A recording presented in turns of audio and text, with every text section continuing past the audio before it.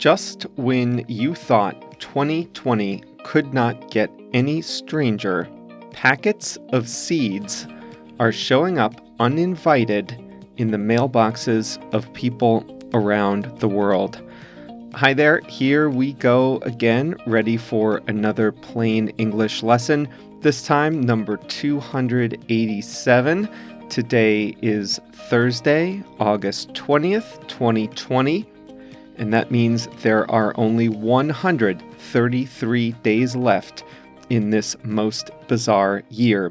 Another day, another strange story from 2020.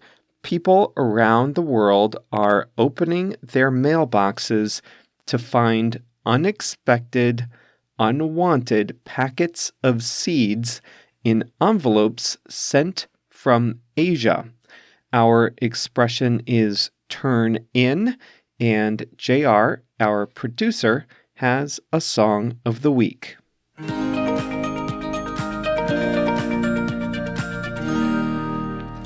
Surprise! Residents of the US, Australia, New Zealand, Canada, and Europe have all gone to their mailboxes in the last few weeks and found an unexpected package. In most cases, the package is labeled as something they did not order: hardware, toys, jewelry, or things like that. On the outside of the package is mysterious Chinese lettering. The packages originate in China, Singapore, Taiwan, or Malaysia. When they open the package, the unsuspecting residents find small packets of unidentified seeds in various shapes, sizes, and colors. This has caused alarm among people who worry that the seeds may contain either biological weapons or invasive species. So, what are they? The U.S. Department of Agriculture has investigated the seeds that have arrived in American mailboxes. Their first concern was that the seeds contain some type of biological weapon, a pathogen intended to either harm humans directly or to spread disease among crops and damage the food supply. The second concern was that they might be an invasive species. The U.S. Department of Agriculture examined the shape, size, and color of the seeds and also performed gene testing to know for sure what they are. The packets sent to Americans include mustard, cabbage, mint, sage, rosemary, lavender, hibiscus, roses, but nothing malicious. Unless you think rosemary is malicious, I hate it. It does not appear, at least from the initial testing, that the seeds were coated in any type of pesticide, pathogen, chemical, or anything else nefarious. So, can you toss the seeds out or even plant them in your garden? Experts say no. If you get the seeds in the mail, you should turn them in to your local Department of Agriculture. The seeds that you get may not be native to your area and could be considered an invasive species, even if they are generally safe. The worry is legitimate. The world has many diverse kinds of plants and animals. Seeds from a plant in one part of the world could damage the environment if unexpectedly planted in another part of the world. For example, a plant may be eaten by a local animal in one part of the world, limiting its growth there. But if that plant grows somewhere else, and if no animals are there to eat it, it may grow out of control. In that case, it may choke off other plant species that nearby animals do need to eat. So a plant that could be perfectly innocent in its own habitat could quickly become a problem if introduced into a foreign habitat. That's why it's often illegal to bring plants, seeds, and even plant products across country borders. What reason could anyone have for mailing packets of seeds around the world? If it's not bioterrorism, then what reason could someone have for mailing thousands of seed packets to people who didn't order them and who didn't pay for them? It could very well be an internet scam, but who is getting scammed? There is a type of scam called brushing, and it is intended to give an advantage to small businesses that sell on large platforms like Etsy. If you are starting a business selling on Etsy, you have no reviews of your product, but you can't easily forge the reviews because you don't have any confirmed customers. That's where the scam comes in. The business owner steals the personal information of consumers around the world. The business owner then places a fake order in the name of those consumers, pays for the goods on the platform with the company's own money, ships the order to the customer's address, and then fakes a review, a positive review, in that unsuspecting customer's name. For a review to be posted and authenticated on Etsy, it has to come from a legitimate customer. If a shipment has been made via a post office with a tracking number, then Etsy believes the customer has received the product, especially since there is a delivery confirmation. The product being reviewed could be anything. It wouldn't have to be the same thing that is in the package. Ping pong balls are often used for the same purpose because they're cheap to make and lightweight. The person who gets the product in the mail doesn't lose any money. The scammer just needed a name and a shipping address to send any package that would not be returned. Since the product is cheap, then the scammer doesn't lose that much money, and they can then fake hundreds of verified, air quotes, reviews.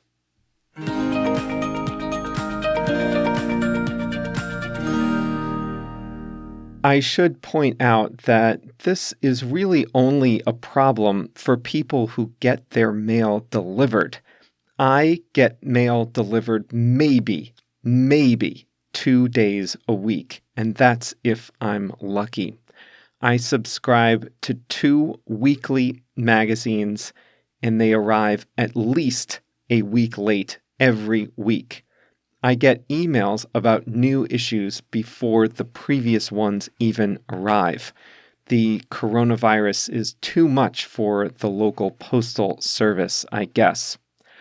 I have not gotten the seeds, you'll be relieved to know, even on those rare occasions when the mail does arrive. The scammers know better. They know I can't keep a plant alive, so they just skipped me.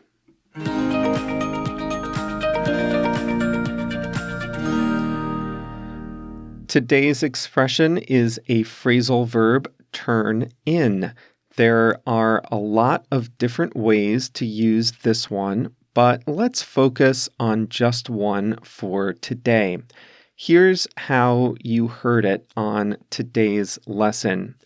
If you get a package of mysterious seeds in the mail, you shouldn't plant them. You shouldn't even throw them out. You should turn them in to your country's agriculture department for testing and so they can dispose of them. When you turn something in this sense, you are giving something of importance to an authority figure. An authority figure could be the police. It could be your teacher if you're a kid in school. It could be a government agency. Why should you turn the seeds in to a state agency? It's a precautionary measure. If you plant them in your garden, you could be introducing an invasive species. If you throw them out, they could still find their way into the local environment. Unlikely, but possible. It's better to turn them in so your local agriculture agency can test them and dispose of them safely. Turn in is a popular phrase in America's classrooms. Turn in your homework, teachers say. I assume they still say that. When I was in school, we students sat in rows and rows of seats, and the teachers would tell us, turn in your homework or turn in your tests. We would all pass the papers up to the teacher in the front of the room. We gave those over to an authority figure. When you visit an office building, they might give you a temporary badge that helps you unlock the doors inside. When your business in that building is done, you have to turn it in at the security desk when you leave.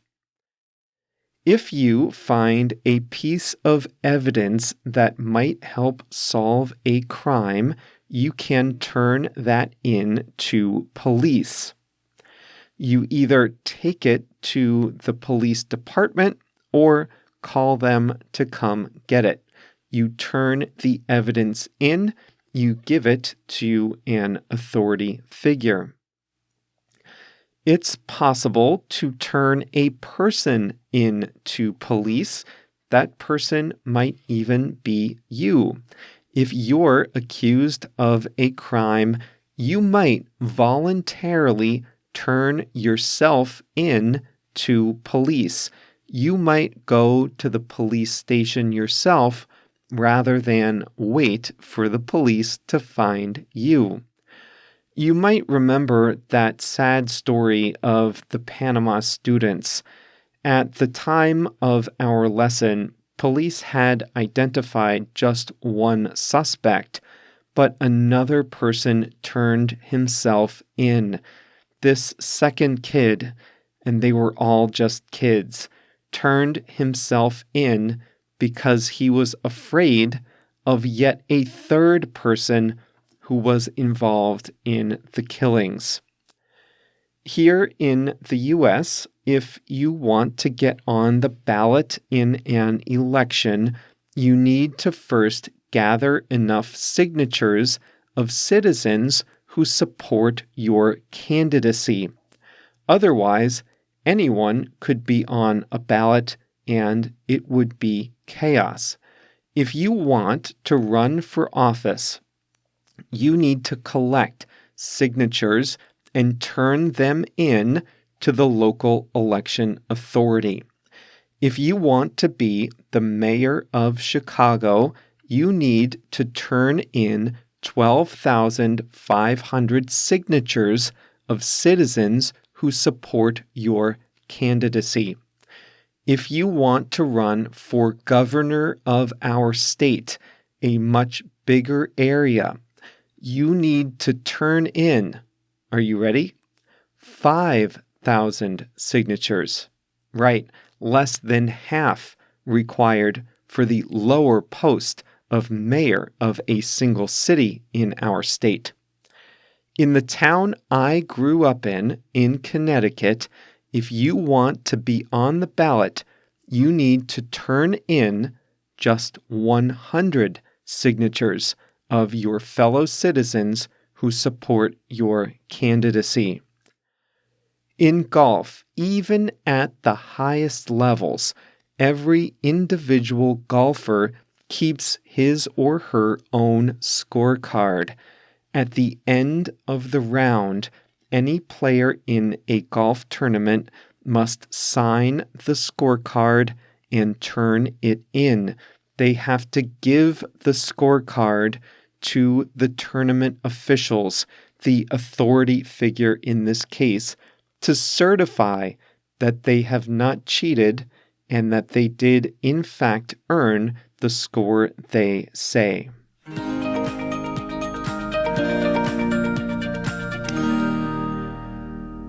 The song of the week is Up, Down, Back, Around by the Snaptones. It's an example of R&B music, rhythm, and blues.